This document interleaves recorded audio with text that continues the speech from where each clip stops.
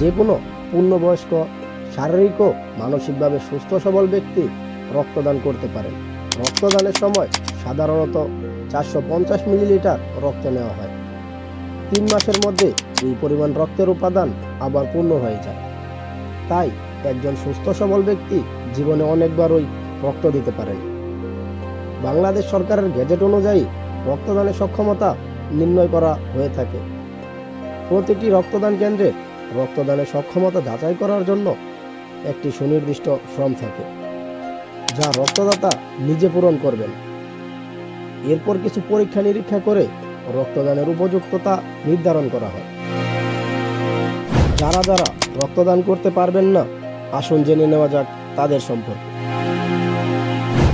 বয়স 18 বছরের নিচে বা 60 বছরের বেশি হলে, ওজন 50 কেজির কম হলে, শারীরিকভাবে সুস্থ না হলে রক্ত দিতে পারবেন না। যেমন রক্ত দেওয়ার সময় সর্দি, কাশি, গলা ব্যথা, ফ্লু অথবা অন্য কোনো রোগের সংক্রমণ হয়ে থাকলে রক্ত দেওয়া যাবে না। দাঁতের কোনো চিকিৎসা চললে তার 24 ঘন্টার মধ্যে রক্ত দেওয়া যাবে না।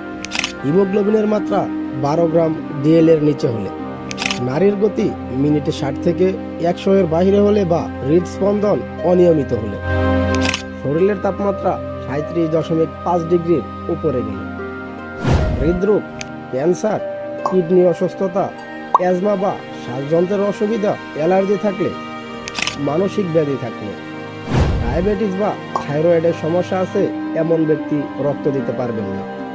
ম্যালেরিয়া এন্ডেমিক জোনে ভ্রমণ করলে 3 মাসের মধ্যে রক্তদান থেকে বিরত থাকবেন। কোনো টিকা গ্রহণের 1 মাসের মধ্যে রক্ত দেওয়া যাবে না। রেবিস বা হেপাটাইটিস বি এর টিকা গ্রহণের 6 মাসের মধ্যে। গর্ভ অবস্থায় ও বেস্ট ফিটিং করানোর সময় রক্ত দেওয়া যাবে না। এছাড়া গর্ভপাতের 6 মাসের মধ্যেও রক্ত না দেওয়াই ভালো। তো ভিউয়ার্স, কেমন লাগলো আজকের ভিডিওটি? অবশ্যই কমেন্ট বক্সে কমেন্ট করে জানাবেন। ভালো লাগলে আপনার বন্ধুদের সাথে শেয়ার করবেন। এরকম আরো নতুন নতুন ভিডিও পেতে আমাদের চ্যানেলটি সাবস্ক্রাইব করে পাশে থাকা বেল আইকনটি অন করে দিবেন। আবারও কথা হবে নতুন কোনো ভিডিওতে। সেই পর্যন্ত সুস্থ থাকবেন।